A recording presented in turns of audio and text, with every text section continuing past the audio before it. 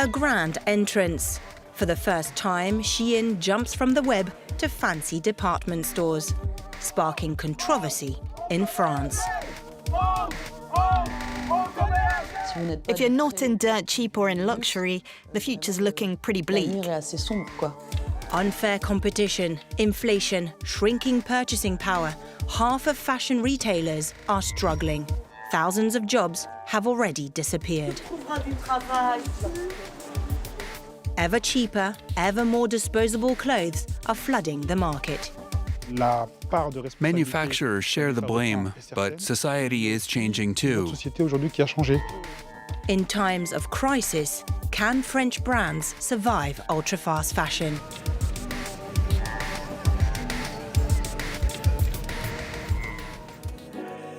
Welcome to the BHV in Paris, a historic landmark of French fashion. That day, a long queue stretched on and on. For the first time ever, Shein has opened a store, much to fans' delight. The BHV is a stylish, upscale store. So it's striking to see cheap and chic side by side. They have loads of choice in clothes and accessories. It's endless. Their sizes go from extra small to 6XL. It's for everyone. Fabulous for some, outrageous for others. These protesters denounce what they call a pact with the devil. About 80% of Shein's products are made from polystyrene, basically plastic. That's extremely polluting. They exploit workers overseas in inhumane conditions, modern-day slavery even. They wreck local businesses and independent shops. Enough is enough. This can't go on. Shein denies these allegations and continues to churn out up to 10,000 new styles every day online at rock-bottom prices. The ultra-fast fashion giant makes nearly $40 billion in global sales. For the BHV boss, their new partnership makes sense.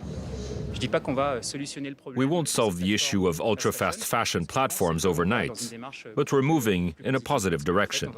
By letting people see and try products, we might shift from reckless shopping to wiser purchases.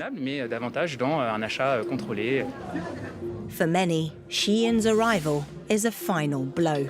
Bankruptcies, closures, half of French fashion retailers are struggling.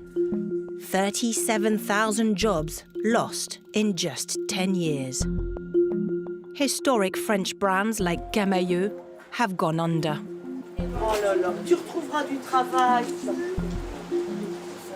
Same fate for Naf Naf, a fashion icon in the 90s. Annick spent 30 years there. Her store closed overnight. You're on a video call and they say, 17 stores closed, goodbye. And then they hang up. You're suddenly out of a job, staring at your screen. Hit hard by the pandemic and inflation, French brands' decline has accelerated in the last 3 years. At the Chamber of Commerce, local officials and business leaders are taking action. The big question, how to revive the ready-to-wear industry. We're going to use these issues to boost innovation and lead new projects, to encourage businesses to go green, because let's be honest, this is unfair competition. Staying competitive is mission impossible. 145 Shein parcels land in Europe every second. The key to business is fair competition. Business owners want rules and safety standards to be respected. They also want small parcels coming from outside the European Union to be taxed, as suggested in the anti-fast fashion bill. The bill is supposed to regulate the industry by imposing a tax on parcels under 2 kilos, a ban on adverts, and environmental penalties. These measures were adopted last June, but were flagged by the European Commission as too vague and at odds with EU law. France must now amend the bill. In Lille, northern France, one company is standing out. Kiabi, France's favorite fashion brand, saw its revenue grow by 5% in just 1 year, surprising in a struggling sector. These are the clothes we want to put forward, with this cute little jacket. Clémence runs the children's division. She says their strategy goes against ultra-fast fashion.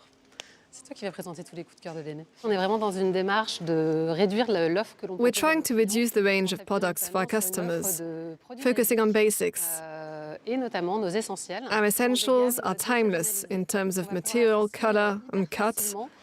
They can easily be mixed and matched. The aim is to make them more durable and even give them a second life. Second-hand clothes are booming, with a market worth over 6 billion euros. On sites like Vinted or Le Bon Coin, used items appeal to 80% of French shoppers. Kiabi has taken note and is mixing second-hand with brand-new products on their shop floor. I come once every 3 months, and I never leave empty-handed.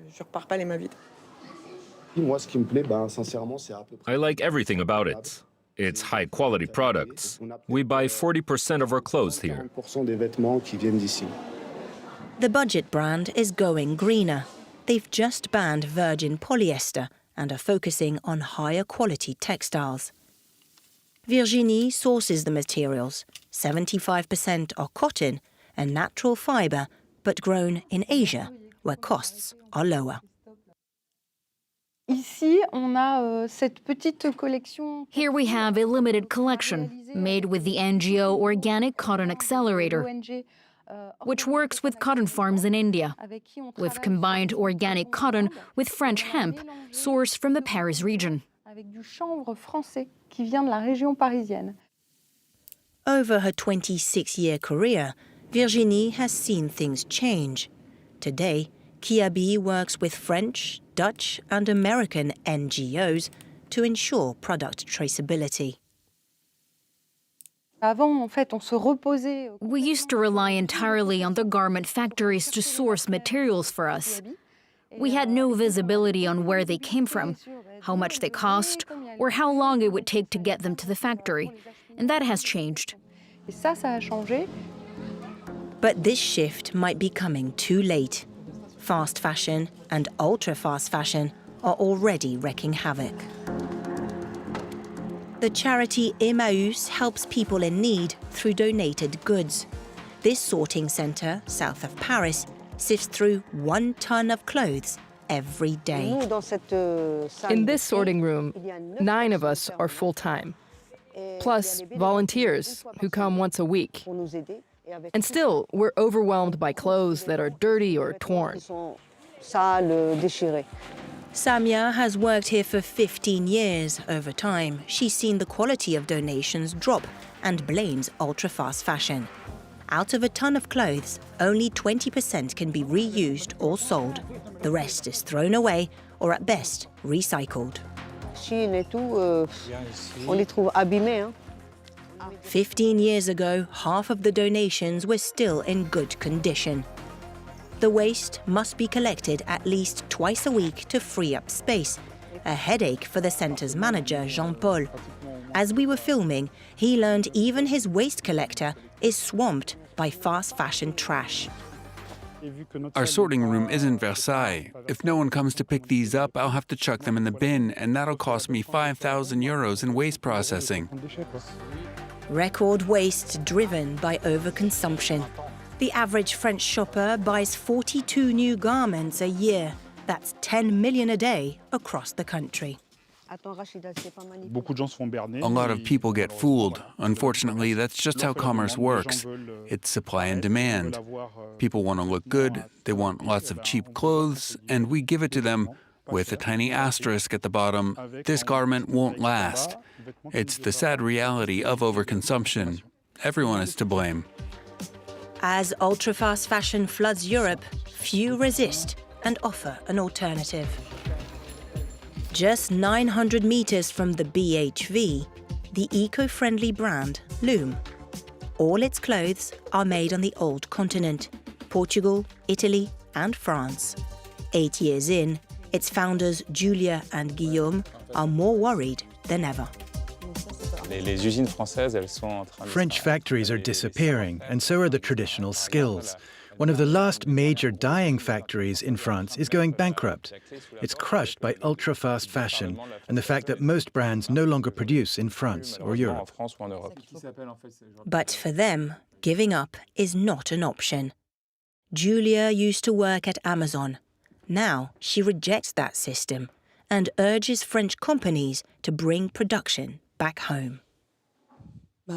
Here we have a scarf and a hat that are 100% wool, knitted in Roanne, central France.